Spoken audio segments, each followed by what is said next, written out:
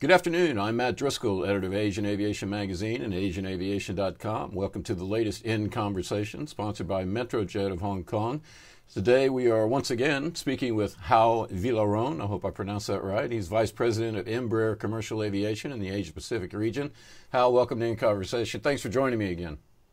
Thanks, Matt. It's great to talk to you again. It's a pleasure. Yeah, last time we spoke, I think, I had to look it up. It was November 2020. The pandemic was really shutting things down. I think you were, I don't know if you were stuck in Amsterdam or if you couldn't get into Singapore. I can't remember everything that was going on, but you were in the process of moving to the Lion City to take up your new post. Catch us up on the last 2 years for you and Embraer, and it's been a challenging time for everybody in aviation, but hopefully things might be looking up a little bit. But what's been going on with you for the last 2 years? Yeah, at that time I was still in the Netherlands, moving to Singapore. So it's been a bit more than a year, 1 year and a half. We have achieved lots of good stuff here in the region. And I think Embraer as well. The last 2 years were tough, as you said, for the whole industry. But Embraer is in a segment where our aircraft is being the main tool for recovery for regional airlines, right? Most of the traffic is being done in domestic flights, sometimes regional flights, depending on the region. And Embraer has been instrumental for airlines who have E-jets to do that. So we also had a tough time, but we didn't have any cancellations. We just had postponements. And this year, actually, we are ready to grow again. Last year was already better than 2020. And in the region, what we have achieved so far was the entry into service of Bamboo last year, as well as Alliance and Qantas. So Qantas started flying 18 E-jets. The first one to come on their colors, I would say it's pretty soon. So you will see that in the media in the coming weeks. So it's exciting to see big names like Bamboo, Qantas joining our fleet. We also grew the fleet in Myanmar. So it's exciting. Our operation in Japan is doing very well with 99.9% reliability. We have close to 50 aircraft there. So I'm excited with what we have achieved. I think there is a lot to do still in the region. As you know, Embraer has been very successful in the US, in Europe, with all the big names like Air France, KLM, American Airlines, Delta. And here in Asia, it's been a tougher path for us, mainly because of focus on cost per seat and low-cost carriers growing very fast. Now Embraer has a new product, the E2, which delivers very competitive cost per seat. And the pandemic has also brought up the attention to regional aviation, right? So airlines are considering more balancing their fleet with a smaller aircraft for low peak times and low density routes, and bigger aircraft for the trunk routes. So we see that that's the time for Embraer in the region. Those new customers we just announced are a good example. So I'm excited with what we have in the future for Embraer here in the region. Good. Let me, and we're going to talk about that some more in just a little bit. But let me ask you too about the company. It's been a busy 2 years for the company. Everybody knows we had the failed Boeing deal. Boeing pulled out, and Embraer sort of reintegrating the carve out that had been made before to prepare for the Boeing deal, and now Embraer is basically whole again. Is that correct? I think you guys mentioned something about that in January. Yeah, we reintegrated commercial aviation to the rest of the company. So it's great because we have all the synergies of being an integrated company. And Embraer has a strong cash position, $2.5 billion. We increased our order book to $16.9 billion. And now we are looking for the future, right? I don't think Embraer will look for a big partnership like that one, right? But we are keen to study opportunities of partnerships where we can, gain markets where we have been trying for a long time, like Asia. So if there is a right partner here at a smaller scale than the Boeing deal, where we can both make sense, we will certainly consider and move forward. Embraer's new strategy includes a lot of focus in Asia Pacific and partnerships in the region.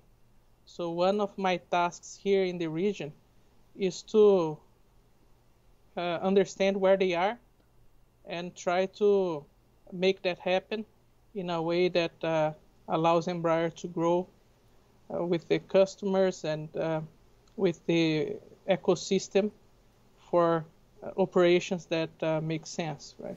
Now that you mentioned that, I'm curious, what would a partner look like? I know I'm not asking for any names or anything like that, but would that be like a private equity fund? Would it be an airline like Singapore Airlines, or what, or a sovereign wealth fund like GIC here in Singapore, or Temasek or something like that? Would that be the kind of partner you're looking for, just a money partner, or are you looking more for a specific aviation-related partner? Yeah, I would see more aviation-related partner, and the focus is more to grow Embraer presence in the region, right? So we could consider partnerships in the MRO business. We could consider training as another area for partnership. But we are also developing now this new turboprop, which gives us lots of potential areas of partnership. Is it for developing new suppliers in the region, or even joint production or joint development of the turboprop with a local entity?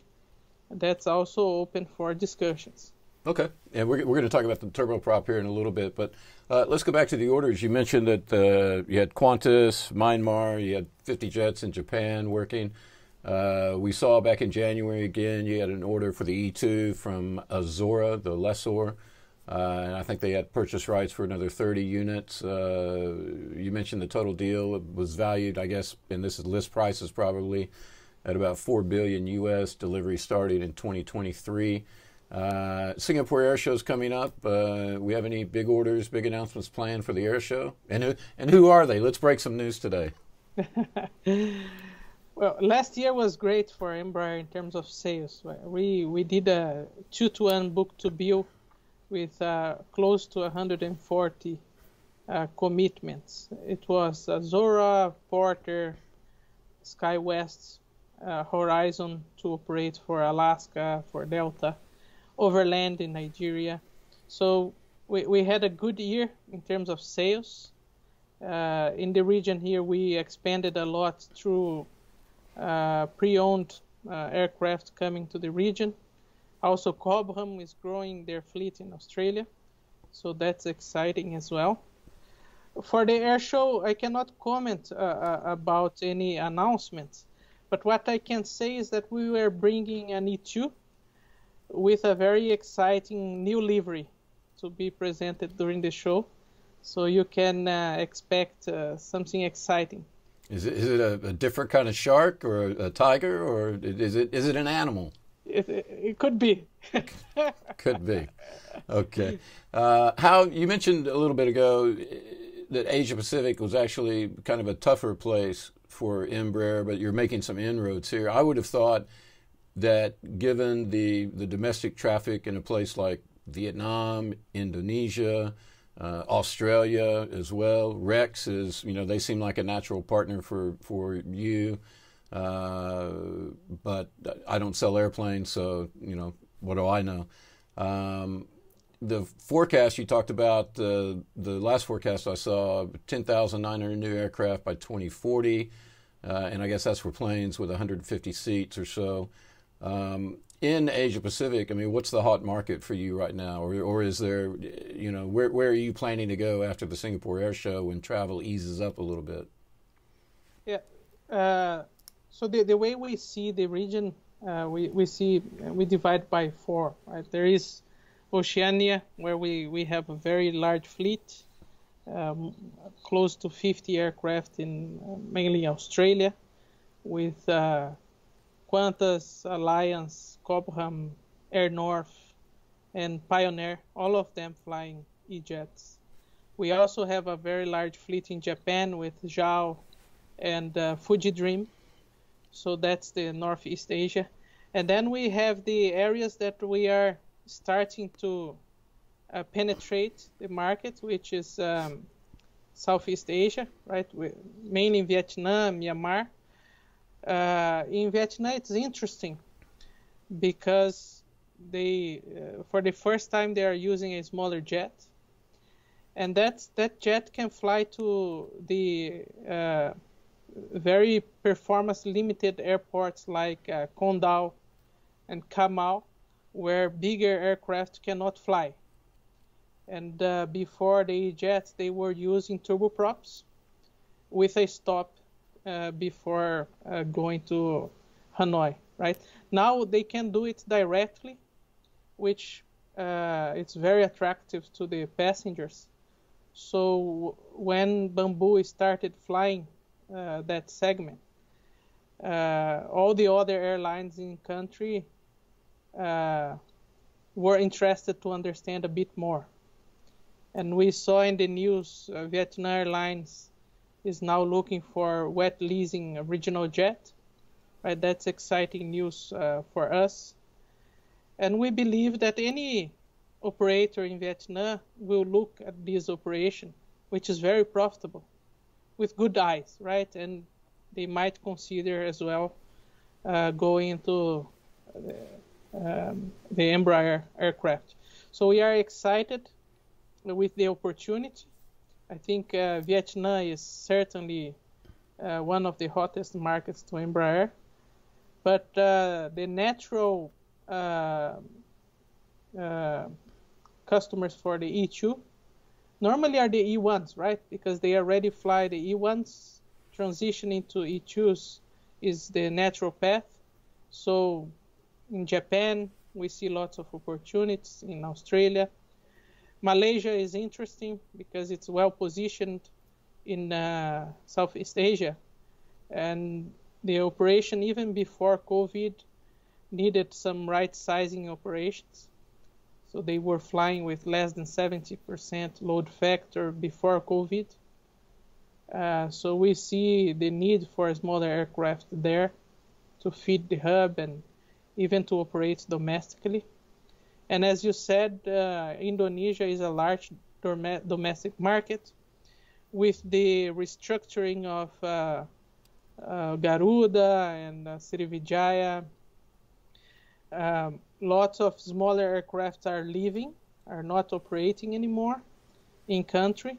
So there is a gap which needs to be filled by someone. Who is going to do that? We don't know. But we certainly see a space for smaller aircraft now with those changes in the market. Right? And last but not least is India is a very large market, right? And it was always tough for Embraer to penetrate that market due to cost per seat, which is very important in India.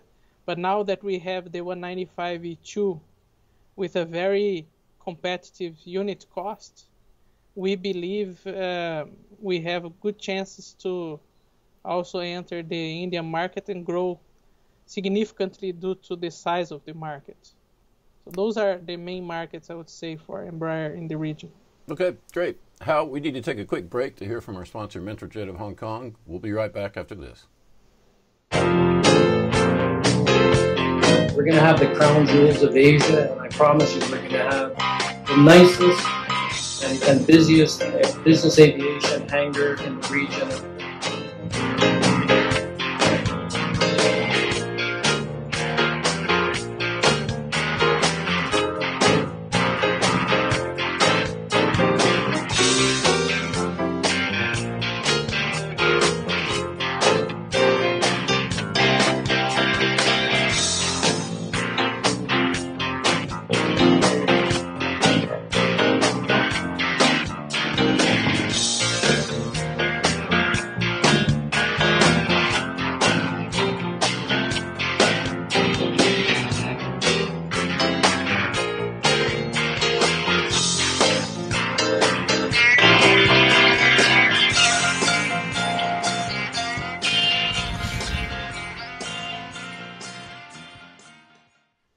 And we're back. We're speaking with Raul Villaron, Vice President of Embraer Commercial Aviation in the Asia Pacific region. How back in 2020, we talked about sustainability. It's only gotten more important, I think, and more. The PR people are really going into overdrive talking about sustainability these days. I think we talked about hydrogen as well a little bit. What's the latest with Embraer on sustainable flying, with sustainable aviation fuel, SAF? I think we also talked hydrogen. To me is kind of a pipe dream for even, someone like the E2 jet or an A320 or a 737 MAX. But tell us what Embraer is doing with SAF, for example. What are you guys doing on the sustainability front? Yeah, that's an exciting subject to Embraer. We actually certified the first 100% biofuel aircraft back in 2004. It was the Ipanema. We still produce those aircraft. It's a Prostuster, and it's 100% flown with sugarcane ethanol. So back then we were already developing technologies. We did a lot together with partners like Azul and KLM, flying mixed fuel with sustainable aviation fuels. And now we have our commitments related not only to SAF but ESG as a whole, right? So Embraer aims to be carbon neutral by 2040 and have achieved carbon neutral growth by this year. So that's an interesting target for Embraer. We also want to implement 25% of sustainable aviation fuels in our operations by 2040, and 100% renewable energy sources used at Embraer by 2030. Related to sustainable aviation fuel itself, we aim to have both the E2 and the turboprop, the new turboprop, certified to fly with 100% sustainable aviation fuel by 2030. And we are open to support customers going to that path. And support could be open to anything, right? We want to hear how they want Embraer to partner with them. And we are very keen to support airlines to also move towards a more sustainable future. Related to the products, we also unveiled a very exciting line of products called Energia. And those are a family of 4 aircraft from 9 to 50 seats. And it's it's a hybrid electric aircraft. The other is 100% electric. And the other 2 are hydrogen aircraft. So Embraer is looking into that segment. We believe that technologies will be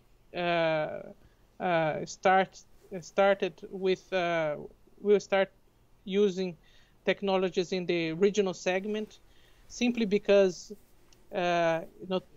it's easier because it's a lighter aircraft. So we will start with a smaller aircraft, all those technologies, and because Embraer is leader in the segment of regional aviation, we believe Embraer is in a good position to be one of the pioneers with a successful product.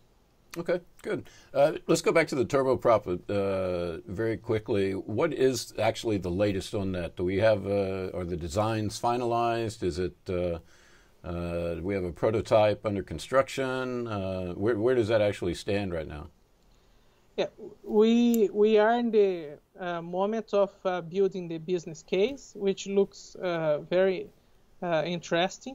We see potential for more than 2,000 aircraft worldwide, and half of it, or close to half of it, is in the APAC region, so it can open doors for us here in the region. We are talking a lot with customers to understand the requirements. We are talking a lot with suppliers, especially the engine suppliers, to understand what's the best way forward in terms of propulsion.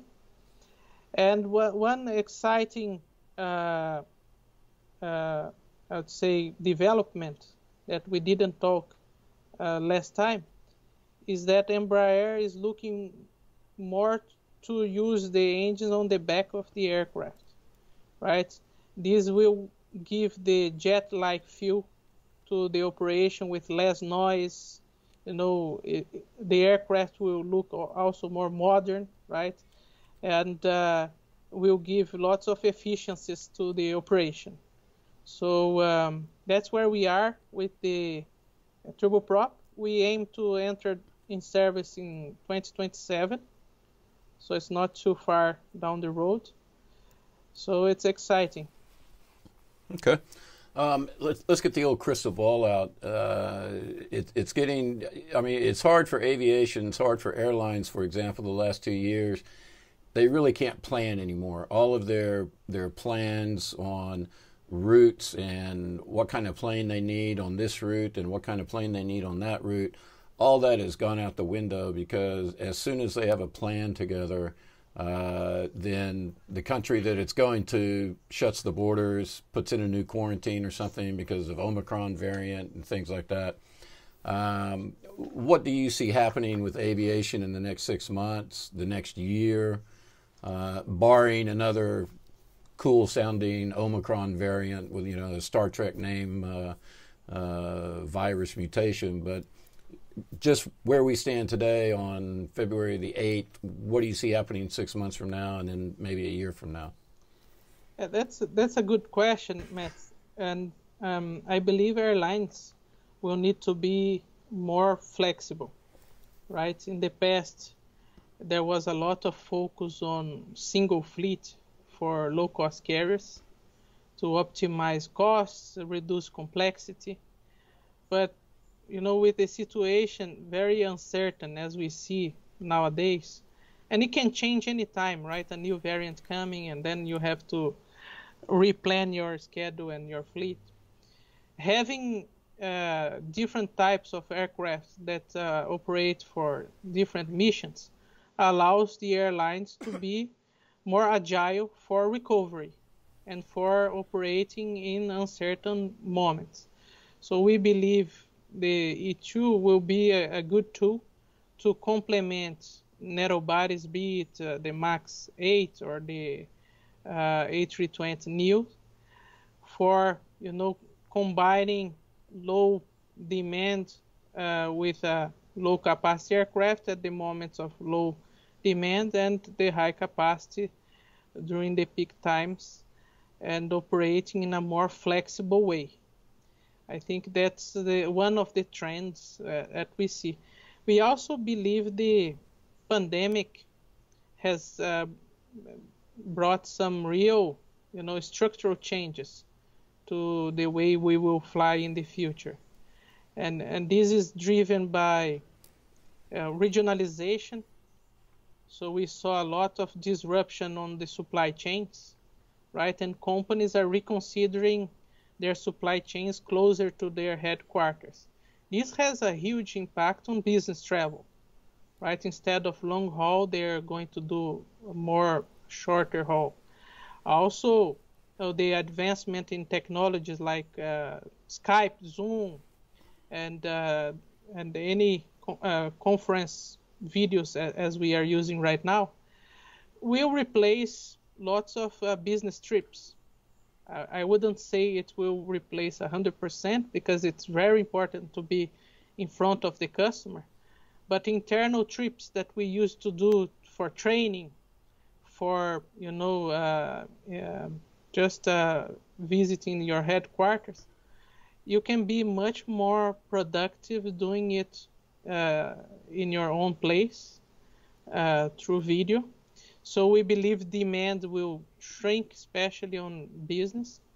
And for the medium term, we also see an impact on the leisure traffic because, all those costs related to PCR tests and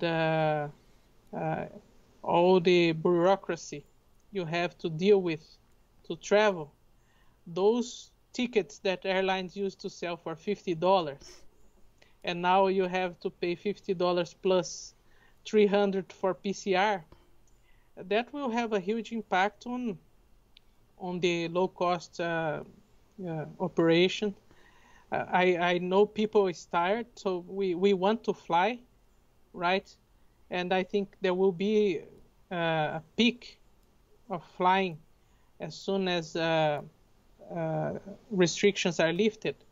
But when everybody did their first trip, I think we will notice that having a sustainable growth like we saw in the past, it will be very complicated. And that's where a smaller aircraft can play a big role, much bigger role in Asia than we saw in the past. Well, I agree with you. I mean, business travel, especially on the business travel, it's certainly not going to be like it was immediately when it gets easier to travel, just because the chief financial officers have figured out, well, you really don't need to go see that customer. You can Zoom him or Skype him or FaceTime him or whatever. And like you said, it's not perfect, but for a lot of what we used to do before in person, it's good enough. And you save the trip for when you need to sign the final documents and close the deal. But a lot of that preliminary business can be done in a lot of different ways. And again, on leisure too. I mean, it like you said, it's tough because you've got to have, especially if you're traveling with a family, you've got to have, PCR tests for mom, PCR tests for dad, PCR tests for the two kids, and it starts to add up if you're taking a family trip, because it's a PCR test when you leave, before you leave, then maybe on arrival, then another one, and the same thing coming back. So it is going to be tough. But let's try to end this show on a bright spot. Hal, I like to do that. What is the bright spot that we can look forward to? What's the bright spot at Embraer that you're looking forward to in Asia? As I said before, we are very excited with what's happening in Vietnam. I think we can expect good movements in Vietnam. Also Australia, with the growth of Alliance and Qantas flying the E-jets, we see a potential for 100 aircraft in Australia, just for 100-seater. And of course, Japan has always been our main market. So that's where I will be focusing my time in the beginning of this year and towards the end of the year as well. Hope you like sake. I love it. Yeah, it's good stuff. Raul Villaron, Vice President of Embraer Commercial Aviation in Asia Pacific. Thanks for joining me in conversation. Thank you very much.